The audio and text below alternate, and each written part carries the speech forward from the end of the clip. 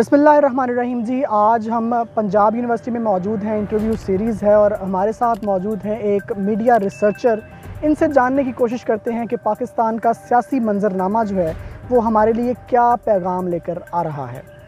अस्सलाम वालेकुम जाहिद साहब। वालेकुम अस्सलाम। कैसे हैं आप? मैं ठीक ठाक। इमरान खान साहब को नाअहल कर दिया गया है, 5 साल के लिए नाअहली हुई है। मरीम नवाज़ साहिबा लेवल प्लेइंग फील्ड का कह रही थी। मेरा आपसे सवाल ये है कि इस मास्टर प्लान में जो लेवल प्लेइंग फील्ड बनाई जा रही थी, इसमें अब क्या क्या जो है वो काम इक़दामात ऐसे हैं जो अभी करीब मुस्तक़बिल करीब में हो सकते हैं इमरान खान के हवाले से? जहाँ तक लेवल प्लेइंग फील्ड का ताल्लुक है तो ये लेवल प्लेइंग फील्ड नहीं है, जस्ट एक ऐसी फील्ड है जो एस्टेब्लिशमेंट ने सिर्फ अपने खेलने के लिए बनाई। अपने पॉन्स जो हैं वो इसमें इस्तेमाल करना चाहते हैं। 5 साल कबल, 4.5-5 साल कबल वो इमरान खान साहब को लेके आना चाहते थे, उन्होंने उनके लिए राह हमवार की। अब इमरान खान साहब का जो है वो उसमें से बिल्कुल एक्सक्लूजन है, उनको निकाल रहे हैं और उनकी जगह वो दूसरे जो हैं उनके पॉन्स हैं उनको इस्तेमाल करेंगे। तो मेरा ख्याल है कि ये लेवल प्लेइंग फील्ड का जो कॉन्सेप्ट वो बेशक पॉलिटिशियन की तरफ से आता है या एस्टेब्लिशमेंट के किसी नुमाइंदे की तरफ से आता है या किसी मीडिया पर्सन की जानिब से आपको सुनने को मिलता है, तो वो उनके अपने इंटरेस्ट के साथ अलाइंड होता है बजाय इसके कि वो वाकई एक लेवल प्लेइंग फील्ड हो। क्योंकि अगर लेवल प्लेइंग फील्ड हो तो इमरान खान साहब अगर बाय लॉ वो नाअहल हो रहे हैं या बाय लॉ वो जस्टिफाइड है तो उसके ऊपर क्वेश्चन नहीं उठता। लेकिन जब भी इस तरह का मामला हिस्ट्री में होता है, अभी भी रिसेंट हिस्ट्री में हो रहा है या पास्ट में हो रहा था, तो सिर्फ़ और सिर्फ निगाहें सिर्फ इस जाने पर उठती हैं और ये सवाल सब लोगों के जहन में आता है कि ये सियासी इंतकाम है, इसके अलावा और कुछ नहीं है। अच्छा, तो ये तासुर इस वजह से भी मजबूत होता है क्योंकि इमरान खान साहब की ग्रिप जो है अपने फॉलोअर्स पे और स्पेशली यूथ में बहुत ज़्यादा स्ट्रॉन्ग है।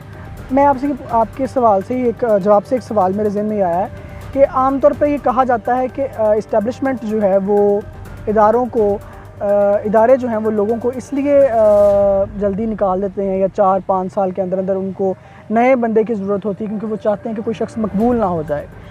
मेरा सवाल ये कि इमरान खान साहब को जब 9 अप्रैल 2022 को निकाला गया था, उस वक्त तो वो बिल्कुल डेड फ्लॉप थे, तो फिर क्यों ज़रूरत पेश आई कि इमरान खान को अब निकालना चाहिए? इमरान खान साहब निकलने के बाद ज़्यादा पॉपुलर हो गए थे, तो ये तो फ़ायदा तो नुकसान हो गया था उनका। बेशक नुकसान हुआ लेकिन कहते हैं पावर इज़ पावर। अब इमरान खान साहब की बेशक सपोर्ट है, वो सब कुछ था, लेकिन स्टेट मशीनरी इन्होंने इस्तेमाल करके हमें ये बावर करा दिया है कि जो है ना पावर का कोई तोड़ नहीं है। लेकिन उसके साथ एक सवाल तवातुर से हर एक जहन में यही है कि अगर इमरान खान साहब को इस मंजरनामे से आउट भी कर दिया जाता है तो उनकी जो वाकई रियल में फॉलोइंग है, जो उनका वोट बैंक है, वो उसको कैसे माइनस करेंगे। बेशक इमरान खान साहब के नाम के ऊपर वोट पड़ते हैं, मैंने इसको MPAs को कैंडिडेट्स को वोट जो मिलता है वो इमरान खान साहब का भी उसमें शेयर ठीक ठाक है। अब उस शेयर को आप माइनस कर दें तो अगर फ़र्ज़ करें मिसाल के तौर पर वो 20 से 30% तक की उसकी रेंज है, 20 से 30% की रेंज एक जगह में जो है ना सीट सिक्योर करने के लिए काफ़ी होती है, स्विंग कर सकती है वो। तो इमरान खान साहब को निकाल देंगे, इमरान खान साहब को कोई कुर्सी नहीं मिलेगी या कुछ इस तरह का मामला नहीं होगा, सवाल यही पैदा होता है कि वो उनके वोट बैंक को कैसे तोड़ेंगे। मेरा सवाल वहीं इंटैक्ट है कि 9 अप्रैल 2022 को क्यों निकाला गया इमरान खान को? मकबूल तो वो थे नहीं, उनको चलने देते, उन्होंने 5 साल में और फ्लॉप हो जाना था। मे बी अगर इसका एग्जैक्ट जवाब तो ऐसे नहीं दिया जा सकता, लेकिन मेरा ख्याल है कि वो निकाले इस वजह से गए थे कि एस्टेब्लिशमेंट आदत से मजबूर, यानी वो 3-4 साल बाद उनका मूड चेंज होना शुरू हो गया। मूड चेंज हो सकता है, लेकिन मसला उसमें यह था कि पाकिस्तान की इकोनॉमी जो है वो काफ़ी ख़राब चल रही थी और इमरान खान साहब या कोई भी उनके जो सपोर्टर्स हैं या सब कुछ इकोनॉमी ड्रिवन है, वो भी इसी ही तरफ इशारा कर रहे थे कि इकोनॉमी की सूरत हाल आइंदा अगले सालों में भी बेहतर होती नज़र नहीं आएगी अगर उसी पेस के साथ चलते रहे। तो अपेरेंटली हमें वजह नज़र आ सकती है कि जो है ना उसको गिरती इकोनॉमी को वजह बना के उन्हें बाहर निकाल दिया गया, एक अपेरेंट वजह थी।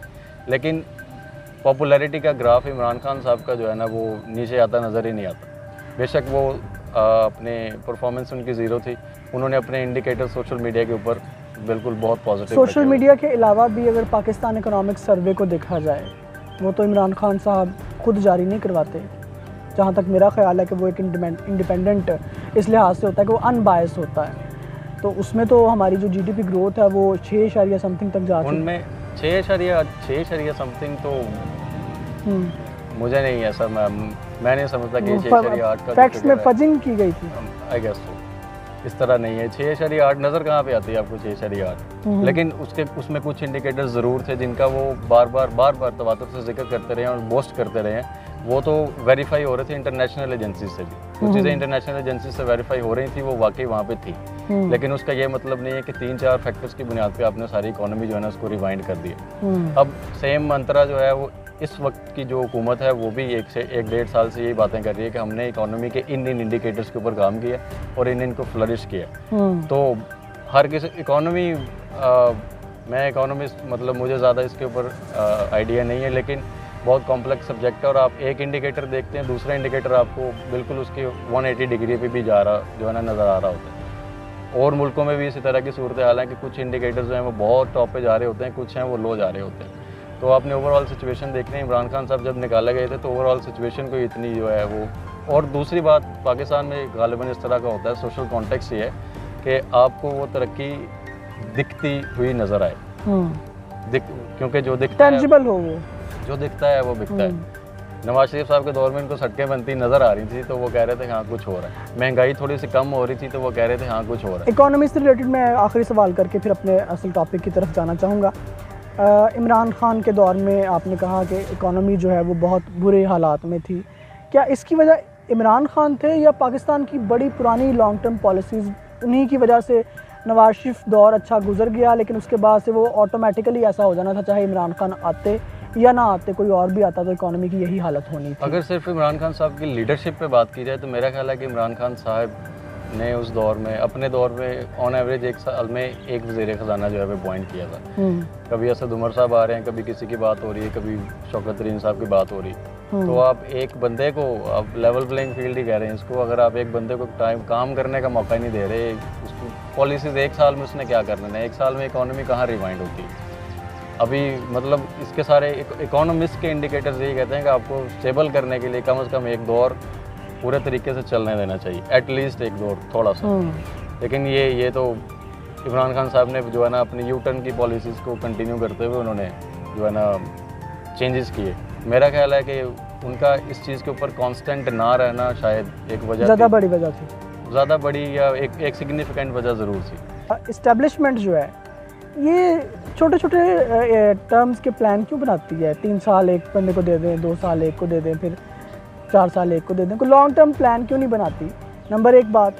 नंबर 2 सवाल ये है कि अब इस्टेब्लिशमेंट का कोई मास्टर प्लान मौजूद है? क्योंकि 10-15 साल के लिए उन्होंने कोई मास्टर प्लान बनाया हो, या अभी फिर वही डंडबा पॉलिसी है, देखेंगे साल बाद अगर फलां बंदा राज़ी हो गया उसको देख लेंगे, नहीं तो 2 साल बाद फलां को देख लेंगे, 5 साल बाद अगर इमरान खान साहब लाइन पे आ गए तो उनको देख लिया जाएगा पॉलिसी है या कुछ मास्टर प्लान मौजूद है? मास्टर प्लान मेरा ख्याल है मास्टर प्लान नहीं, इस तरह के बड़े स्केल पर मौजूद नहीं है। ये सिर्फ टेन्योर के स्केल पर मौजूद है। जब टेन्योर एक शख्स का पूरा हो जाता है या उसके बाद अगर एक्सटेंशन की भी कोई बात आ जाती है तो वो वहाँ तक। अच्छा, ये वो डेमोक्रेटिक हुकूमत के टेन्योर की बात नहीं हो रही, ये उस टेन्योर की बात हो रही है जिसके बारे में जरदारी साहब ने कहा था जो ज़्यादा डेमोक्रेटिक है, जो ठीक है, प्रो डेमोक्रेटिक, जो इनसाइड प्रो डेमोक्रेटिक, जो हमें रिसेंटली 2019 में गालिबन या आउटगोइंग जो है ना वो जाते हुए हमें बता के गए थे कि हम पॉलिटिक्स से बाहर हैं। जी बिल्कुल ठीक हमें अच्छे से आइडिया हो गया था कि वो पॉलिटिक्स से बाहर ही।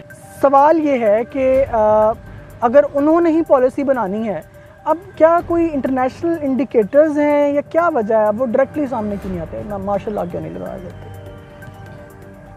आपने इमरान खान साहब का ट्रीटमेंट जो है वो इनकी जानिब देखा है। हम सिर्फ सोशल मीडिया की ही अगर बात करें, आवाम जो है सोशल मीडिया को जो कंज्यूम करती है, कंटेंट कंज्यूम करती है, तो मेरा ख्याल है, मेरी राय में, बच्चे को अब पता है कि कौन खेल रहा है। तो आप इसका क्रेडिट बेशक नवाज शरीफ के गुजरांवाला वाले जलसे से स्टार्ट करते हुए उनको दे दें, या इमरान खान साहब के तवातुर से बार बार अटैक्स को दे दें। बेशक वो अटैक्स में उनका कोई अपना ज़ाती मफाद बिना है, लेकिन उससे उठने वाली वेव या उससे उठने वाली जो सोच है, आप वो भी देखें तो मेरा ख्याल है वो सबको बताने के लिए काफ़ी है और उनके कान खड़े करने के लिए भी काफ़ी है कि अगर वो अपनी थोड़ी सी लिमिट से बाहर निकलते हैं तो उनको क्या चीज़ फेस करना पड़ सकती है। अपने लोगों के खिलाफ अब फोर्स इस्तेमाल नहीं की जा सकती। अगर वो फोर्स इस्तेमाल करते हैं तो उनका इमेज जो है वो बहुत पॉजिटिव इमेज है, ऑलरेडी अभी तक पॉजिटिव इमेज है, लेकिन नौजवानों में वो ठीक ठाक जो है ना वो अभी कॉम्प्रोमाइज़ हो चुका है।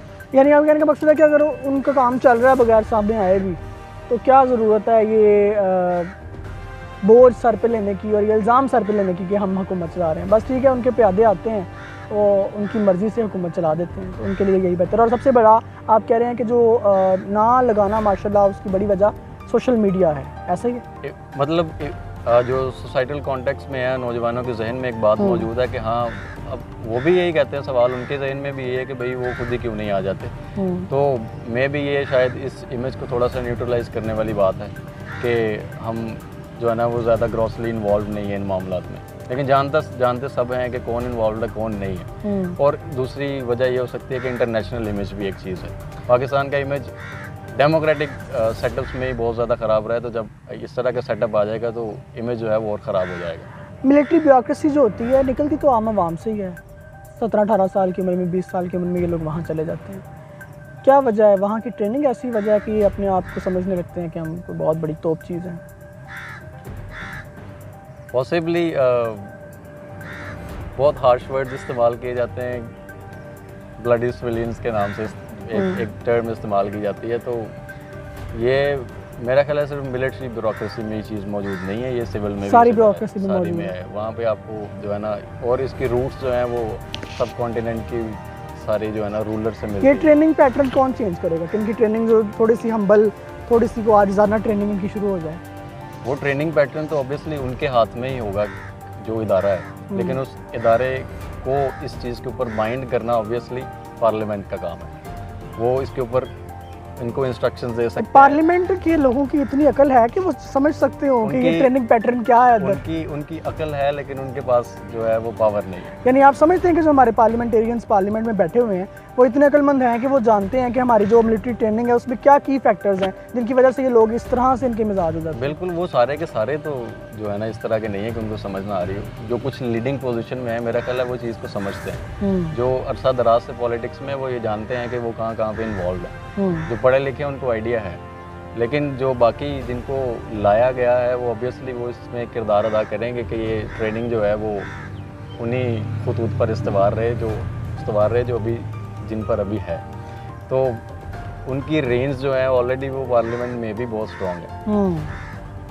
अच्छा, अब शॉर्ट टर्म की थोड़ी सी बात कर लेते हैं और अपना इंटरव्यू कंक्लूड करते हैं कि पीटीआई पर पाबंदी एक तो क्या लगेगी या नहीं लगेगी, और इमरान खान को अल्लाह ताला ज़िंदगी दें, लेकिन हर शख्स ने इस दुनिया से जाना है, उनके बाद पीटीआई का क्या फ्यूचर है? पहले सवाल का जवाब दीजिएगा कि पीटीआई पर पाबंदी लग सकती है इस इलेक्शन? मेरा ख्याल है सियासी जमात के ऊपर जो है ना ज़ाती अनात की बुनियाद पर पाबंदी नहीं लगानी चाहिए। लगेगी या नहीं, अंदाज़ा क्या कहता है? अगर पाबंदी लगा भी दें तो वो किसी और नाम से ही मर्ज हो जाएगी। खैर, उसके फैक्शंस ऑलरेडी निकलना शुरू हो चुके हैं। पीटीआई में से जैसे नून शीन निकलती है, निकलती रही है, उसी तरह ये भी निकलने की कोशिश कर रहे हैं। लेकिन मेरा ख्याल है अगर पाबंदी लगा भी देंगे तो वो किसी नए नाम से ही मर्ज हो जाएगी। वो जहाँ जितना वोट बैंक है, जितने लोग उनको जानते हैं, वो उस नए नाम की तरफ चले जाएंगे।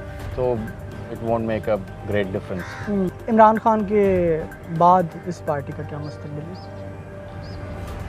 मेरा ख्याल है Imran Khan is synonymous to PTI, तो उसके बाद इनका मुस्तकबिल कुछ ज़्यादा रोशन मुझे तो नज़र नहीं आता। हालांकि कहने वाले कहते हैं कि उन्होंने अपनी जो है ना वो पावर है जो उसमें, या उनका जो इन्फ्लुएंस है, वो शाह महमूद कुरैशी साहब या असद उमर साहब ने भी एक बड़ी अच्छी गेम खेली थी इसमें कि उन्होंने पार्टी नहीं छोड़ी, ओहदा छोड़ दिया। तो देयर आर सम इंडिकेटर्स कि वो पार्टी बाद में संभाली जा सकती है, लेकिन इमरान खान के बगैर पार्टी का चलना ये थोड़ा सा मुश्किल नज़र आता है। लेकिन सॉरी, मैं आपकी बात कर रहा हूँ।